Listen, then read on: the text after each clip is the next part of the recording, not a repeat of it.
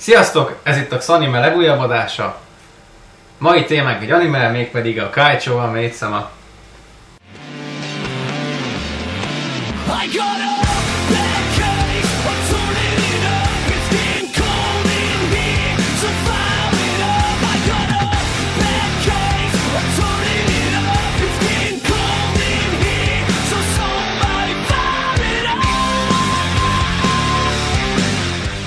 Egy 2005-ös mangából készült anime adaptáció, 25 részes, shoujo, de nagyon nagy előszeretettel ajánlom fiúk számára is. Szerintem egész nézhető és izgalmas a sztoria.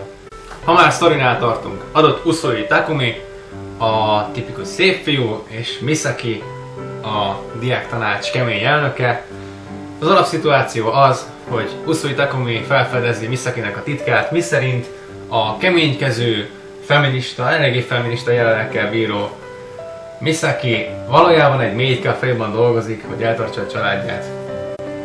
Egyik főszereplőnk maga a hősnő, Ayuzawa Misaki, aki nagyon nagy előszeretettel tartja rettegésben a teljes diáksereget. Mindenki fél és retteg tőle, de senki nem tudja, hogy van egy féltve őrzött titka. Ugyanis a maidlette maid caféban dolgozik, mint felszolgáló. Senkinek nem szeretné, ha rájönne féltett titkára, de mégis megtörténik. Aki által pedig ez megtörténik valá annó, az nem más, mint Usui Takumi, a már korábban említett szép fiú. Szólával a Xam. Ez a tipikus shoujo szép fiú, csillogó szemekkel, stb.